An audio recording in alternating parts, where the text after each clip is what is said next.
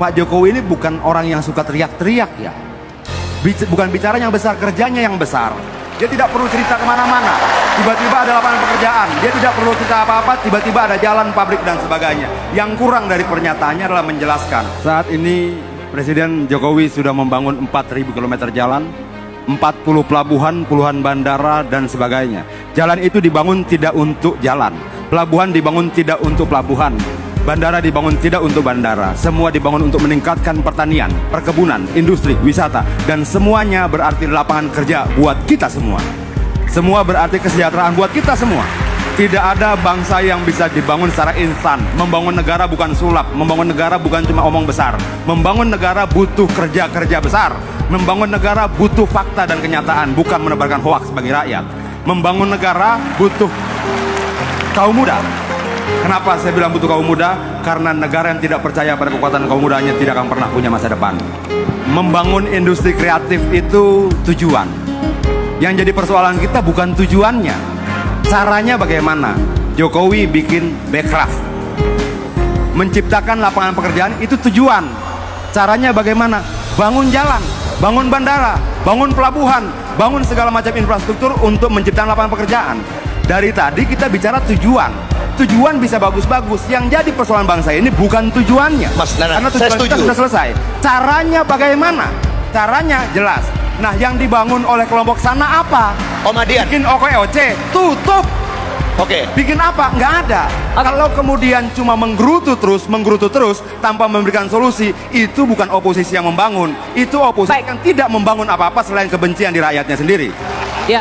Berhentilah menyebarkan kebohongan. Berhentilah membodohi rakyat. Saya mau tanya, semuanya mahasiswa, mungkin tidak pemerintah menyusun anggaran sendiri? Tidak mungkin. Anggaran pendapatan belanja negara disusun bersama-sama Presiden dan DPR. Jelas. Jangan kemudian cuma menyalahkan pemerintah, tapi partainya di DPR menyetujui anggaran-anggaran itu. Ayo kita bicara soal hutang. Dalam undang-undang kita jelas, hutang baru berbahaya. Hutang baru dianggap tidak boleh kalau di atas 60% dari rasio PDB kita. Baik. Kalau masih 20%, undang-undang membolehkan. Pemerintah salah? Tidak, karena undang-undang dibuat bersama pemerintah dan DPR. Baik. Mungkin nggak bangun pabrik tanpa jalan? Mungkin nggak bangun perkebunan tanpa jalan? Mungkin tidak membangun industri tanpa jalan? Mungkin tidak membangun pertanian tanpa jalan? Mungkin tidak membangun pariwisata tanpa jalan. Artinya jangan dipisah-pisah. Jalan tidak semata-mata persoalan distribusi. Jalan juga bagian penting untuk membangun industri, membangun wisata, membangun produksi, membangun pertanian, perkebunan, dan sebagainya. Kadangkala banyak orang melihat sangat sederhana. Dia melihat jalan cuma kumpulan aspal. Baik. Dia melihat jalan cuma kumpulan semen. Bukan. Jalan adalah arah media membangun peradaban dan lapangan kerja. Ya.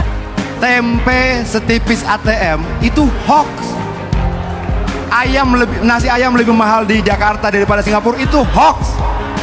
Orang operasi plastik dibilang dianiaya itu hoax. Dan calon presiden mereka melakukan konferensi pers untuk berita-berita hoax itu. Bagaimana mungkin kita bisa menuntut komitmen sementara mereka sudah melakukan hoax itu sendiri di media massa secara terbuka? Baik. Menurut saya, kalau kita mau memberantas hoax, kita harus secara jujur berani katakan siapa yang kemudian mengelola hoax. Dan itu ada surveinya. Silakan kawan-kawan cari.